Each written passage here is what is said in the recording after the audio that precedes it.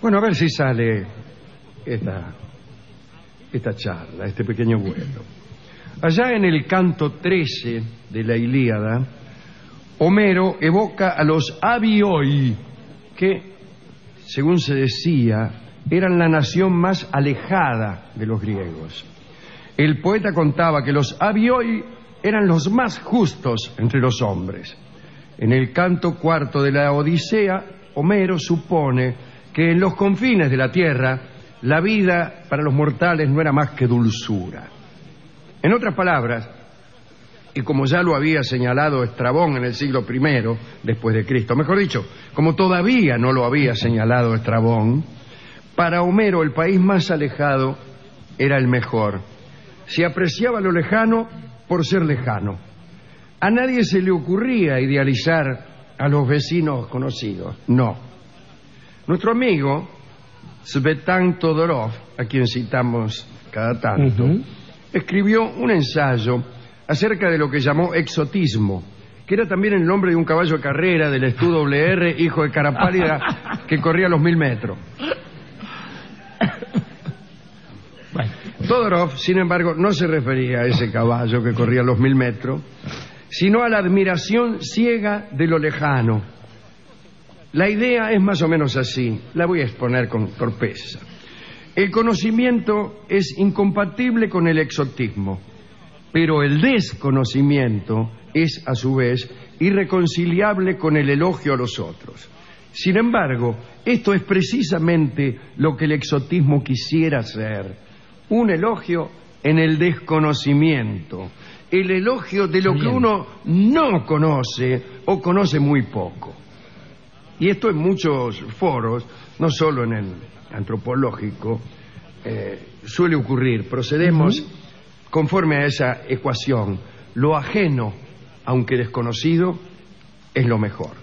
Y escribe Todorov: no se trata de la descripción de una realidad lejana, sino más bien de la formulación de un ideal, de un emblema. El exotismo, seguía diciendo Todorov, ya a los gritos, no hace más que homogeneizar a los otros. El exotismo construye sentido común. Pensar, por ejemplo, que todos los hindúes son pacíficos y dotados de extraordinaria cualidad para la meditación, o que los habitantes de las Antillas están notablemente dotados para el amor, es exactamente eso. Pensamiento exótico que construye sentido común.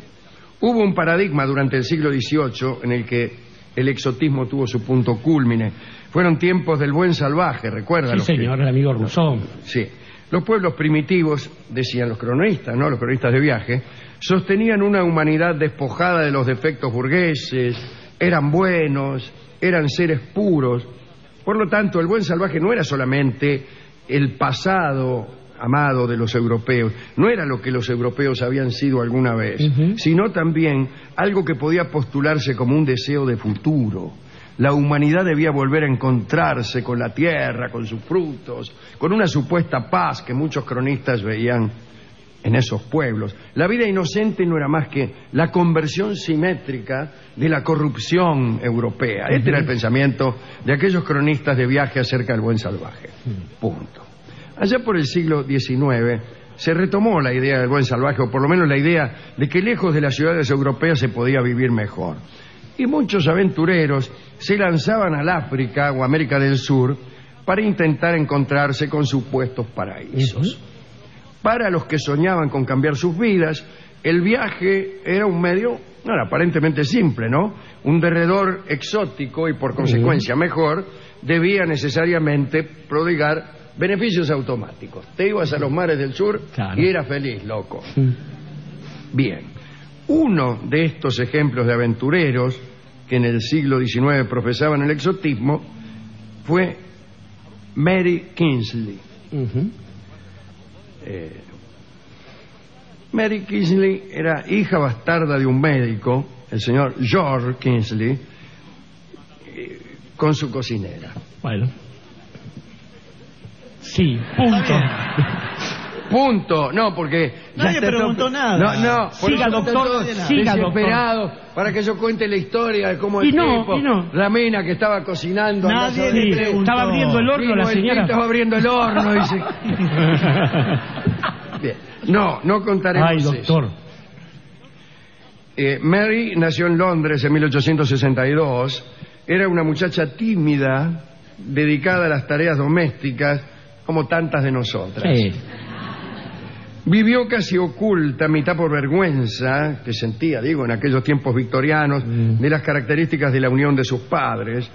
Y la única escapatoria que encontraba a una vida infeliz era la lectura en la biblioteca, en la casa del padre del médico. Bueno, parece que había en esa biblioteca muchas crónicas de viajes.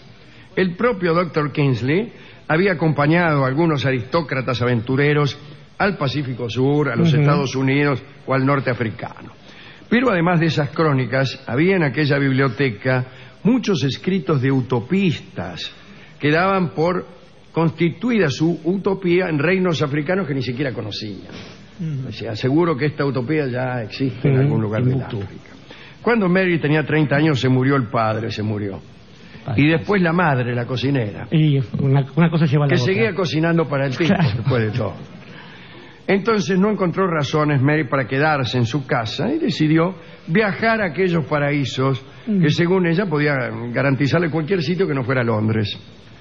En 1892, acompañada por algunos hombres del lugar, llegó a Sierra Leona, se internó en el río Níger y por ahí anduvo hacia el sur y llegó a la región más baja del río Congo.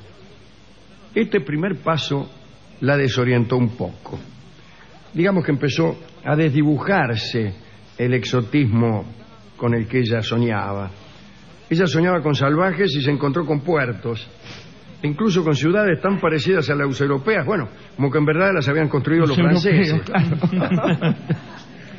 En 1894 consiguió un poquito más de lo que ella quería, recorrió cientos de kilómetros en la selva, cruzó ríos a nado, remontó algunos rápidos manejando ella misma una piragua, escaló las alturas del monte Camerún, que tiene más de 4.000 metros, calcule usted. En algunos pueblos hizo sus primeros trabajos etnográficos, solo que ella se proponía con aquellos trabajos, y creo que lo consiguió, refutar la jactancia de la superioridad victoriana. Mary afirmaba que en el África existían culturas en pleno ejercicio y con una coherencia sorprendente, y de eso no caben dudas. Pero Mary decía que esas culturas africanas eran mejores para el despliegue de la vida. Su obra tuvo repercusiones en Londres. Nuestro amigo Rudyard Kipling se interesó en ella. El ministro Chamberlain la llamó como consejera, pero Mary rechazó el puesto. Bien hecho. En 1899, cuando planeaba una tercera incursión por regiones inexploradas, fue no fue inventada, fue invitada solamente. Fue que es muy distinto ser invitado que inventado. Bueno, a veces puede parecerse, lo invitan a un lugar y lo inventan, ¿no? Claro. El caso es que la invitaron a África del Sur y justo no hace más que llegar y comienza la guerra de los Boers. No. Qué mala suerte. Mary llegó a Ciudad del Cabo y en lugar de paraísos exóticos y perfecciones y pájaros de colores, encontró un horror en donde se enfrentaban Boers, ingleses, gente del lugar que a su vez enfrentaba a otros nativos, etcétera. Mary se encargó de ayudar a los heridos de esa guerra múltiple, remontó el río Orange y se instaló en un campamento de prisioneros. La agarró una fiebre tifoidea, y murió allí a la edad de 38 años en el año 1900. Se le dispensaron exequias oficiales, se respetó su última voluntad. El cuerpo fue arrojado al mar. Debe ser esa la última voluntad. Poca dulzura encontró Mary Kingsley con la lejanía. Y con la muerte vino a comprobar que casi todos los paraísos, debió decir todos, son ficcionales. Y vino también a enterarse de los peligros que esconden algunas formas del sentido común. Esta es la historia de Mary Kingsley y también una brevísima e inepta recordación de lo que es el exotismo y también de nuestro querido amigo Todorov. Alguna vez he hecho una charla saqueando a Todorov que consistía en lo siguiente: utilizar la idea de los estados de equilibrio y de los procesos de mejoramiento en el relato para aplicarlos al cuento de Pascual Angulo para ver si funcionaba. Y funcionaba. O sea, apliqué todo lo que decía Todorov acerca del relato al cuento de Pascual Angulo, que todos ustedes conocen. Sí. Un señor a quienes sus conocidos se escarnecían porque se llamaba Pascual Angulo y hacían rimas, etcétera, ¿no? Bien.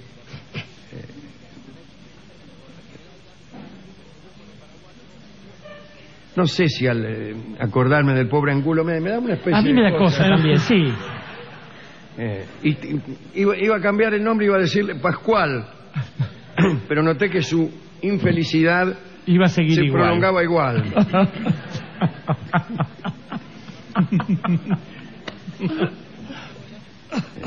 Esta es la historia.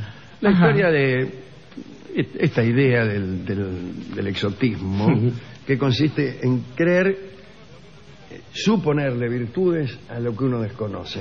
No deja de tener su nobleza. No deja de tener su encanto. Estaba pensando en dos amigos de este programa, Alejandro. Uno que se fue con muy buenas intenciones al África, aunque a veces las buenas intenciones de un europeo que va al África se convierten en tremendas barbaridades. Él se llamaba Livingstone, y unos años después salió a perseguirlo un muchacho llamado Stanley, que quizás para confirmar esta tesis de que un explorador, un aventurero no se asombra con nada, lo vio al doctor Livingstone en el medio rodeado de nativos, todos negros naturalmente, y Livingstone canoso y blanco, y se le acercó y le dijo: Mr. Livingstone, I presume, supongo que sí, claro, creo que ellos dos se lo merecen, pero estaba reparando también en alguien que a veces es amigo de este programa y a veces no, que es el señor Hegel, que es el inventor, de alguna manera, en términos filosóficos, de eso que todavía hoy llamamos el universalismo. Hegel concibió una idea maravillosa respecto de lo universal, pero tuvo un pequeño error. Digamos, el universalismo, que hace iguala los lugares de todos y postula un hombre que convive con otros hombres que tienen sus mismos derechos, digamos, se olvidó de reparar en aquello de que no todos los hombres del mundo eran europeos. El universalismo de Hegel tiene un problema, y es que se hace desde Europa y para los europeos. Entonces Hegel decía, por ejemplo, aquí está el león, y en América podemos ver el puma, es una versión degradada, ¿no? Acá está, por ejemplo, el camello, y en América podemos ver la llama. Imagínense lo que diría comparando al hombre europeo con el hombre americano. Por eso un amigo de este programa, como Humboldt, haciendo befa de esta mirada de lo exótico, le dijo: ojalá que algún día se encuentre con estos cocodrilitos que campean por acá por América, a ver qué le queda de su universalismo. Pero en realidad quería ir al punto del año de nacimiento de Mary Kingsley, que usted dijo que fue en 1862, porque fue un año difícil para nosotros los argentinos. Ese año fue un año después de la batalla de Pavón, y asume la presidencia de la República un hombre que era líder de otro grupo de hombres que, tomando esta idea del exotismo, tuvieron una idea realmente siniestra y peor, que fue ver a su alrededor, ver en la paisanada, en los gauchos, en los hombres de nuestra tierra, esa gente exótica, pensando que la patria eran ellos, que se trataban de parecer a esos lejanos muchachos que habían concebido el exotismo. Digo, esta idea que el liberalismo de Bartolomé Mitre y tanta otra gente llevó al poder y que le hizo tanto daño a la historia de la patria, se fue prolongando, y llegó un momento en la historia nuestra en que nosotros, la gente de la tierra, éramos vistos como extranjeros, como exóticos, aquí en nuestra misma tierra. Digo, han tenido que pasar muchos años para que finalmente, en las últimas jornadas que felizmente estamos viviendo, podamos decir que hemos recuperado buena parte de nuestra patria, del sentido de la tierra, del sentido ausente del exotismo, porque en eso consiste también nuestra idea de la patria, y es el momento en que a muchos de los argentinos que alguna vez se fueron buscando algo menos exótico que la vida aquí, hoy les podemos decir: tú que puedes, vuélvete.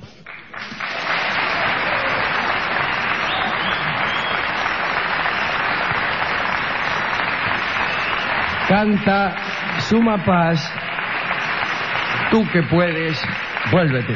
Adelante.